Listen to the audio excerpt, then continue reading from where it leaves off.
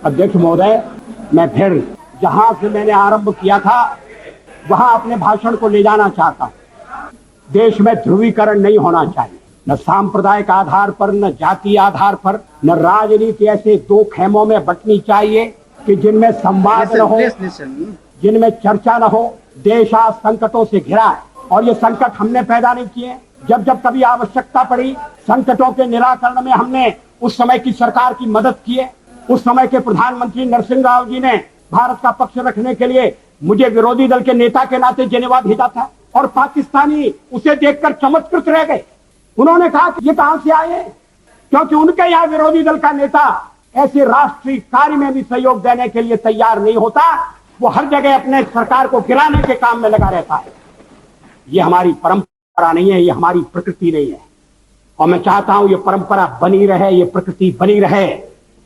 सत्ता का खेल तो चलेगा, सरकारें आएंगी जाएंगी, पार्टियां बनेगी बिगड़ेंगी, मगर ये देश रहना चाहिए, इस देश का लोकतंत्र अमर रहना चाहिए। 50 साल में हमने प्रगति की है, इससे कोई इनकार नहीं कर सकता। चुनाव के दौरान वोट मांगते हुए, सरकार की नीतियों पर कठोर से कठोर प्रहार करते हुए और पुरानी सरकार की नीतियों में आलोचना करने के लिए लायक बहुत सामग्री थी। हर जगह मैंने ये कहा कि मैं उन लोगों में से नहीं हूं जो 50 वर्ष की उपलब्धियों पर पानी फेर दे। ऐसा करना देश के पुरुषार्थ पर पानी फेरना होगा। ऐसा करना देश के किसान के साथ अन्याय करना होगा, मजदूर के साथ जाति करनी होगी, आम आदमी के साथ भी वो अच्छा व्यवहार नहीं होगा। जो सवाल आज मन में उठता है और उठना चाहिए, आजादी को 50 साल होने आए, हम जयंती मनाने जा रहे हैं। आज देश की स्थिति क्या है, हम पिछड़ क्यों गए? प्रगति की दौड़ में जो देश हमारे साथ आजाद हुए थे वो हमसे आगे बढ़ गए, जो देश हमारे बाद जन्मे थे वो हमें पीछे छोड़ गए। दुनिया के गरीबतम देशों में हमारी गणना है, 20% से ज्यादा लोग गरीबी की रेखा के नीचे।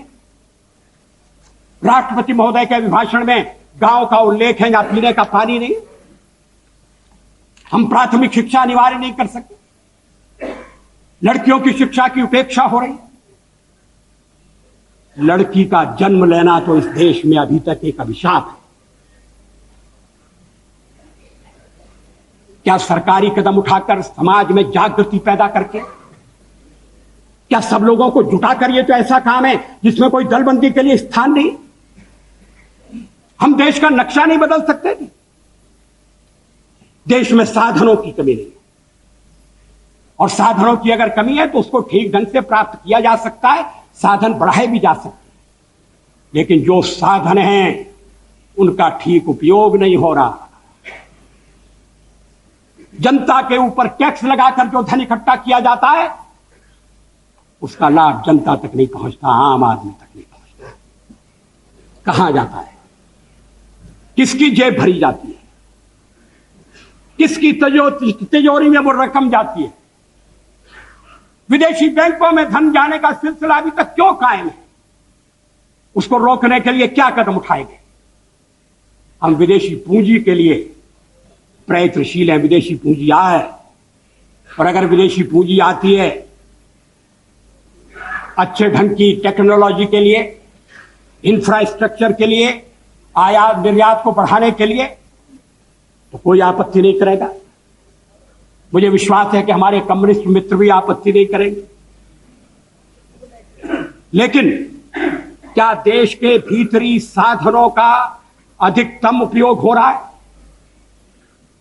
क्या यह सच नहीं है कि भ्रष्टाचार एक राष्ट्रीय रोग बन गया है?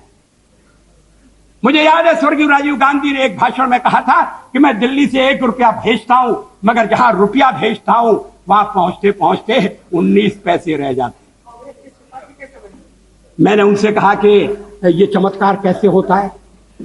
वो हंसकर कहने लगे कि जब रुपया चलता है तो भिसता है। जब मैं थोड़ी देर के लिए विदेश मंत्री बना था तब वो मॉस्को में हमारे राजदूत थे, हमारे माने मेरे नहीं, देश के राजदूत। और उस समय से हम, और 77 में भी एक इमरजेंसी के बाद देश में परिवर्तन आया था, आमूल परिवर्तन आया था। बड़े बड़े स्तंभ ढह गए थे, तंबू उखड़ गए थे। वर्षों से सत्तारूढ़ दल, लोगों का विश्वास खो चुका था। उस समय भी विदेश नीति आम सहमति के आधार पर चली थी। मुझसे एक विदेशी राजनीतिज्ञ ने पूछा था कि विदेश मंत्री महोदय, आप जहां बैठते हैं वहां क्या परिवर्तन हुआ है, साउथ ब्लॉक में क्या परिवर्तन होने वाला है? मैंने कहा मंत्री बदल गया है और कोई परिवर्तन होने वाला नहीं। कांग्रेस के मित्र शायद भरोसा नहीं करेंगे, साउथ ब्लॉक में नेहरू जी का एक चित्र लगा रहता था। मैं आते जाते देखता था। नेहरू जी के साथ सदन में नोक झोंक भी हुआ करती थी। मैं नया था, पीछे बैठता था। कभी कभी तो बोलने के लिए मुझे वॉकआउट करना पड़ता था। लेकिन धीरे धीरे मैंने जगह बनाई, मैं आगे बढ़ा। और जब मैं विदेश मंत्री बन गया तो एक दिन मैंने देखा कि गलियारे में टंगा हुआ नेहरू जी का फोटो गायब है। मैंने कहा ये चित्र कहां गया? कोई उत्तर नहीं दिया। वो चित्र वहां फिर से लगा दिया गया।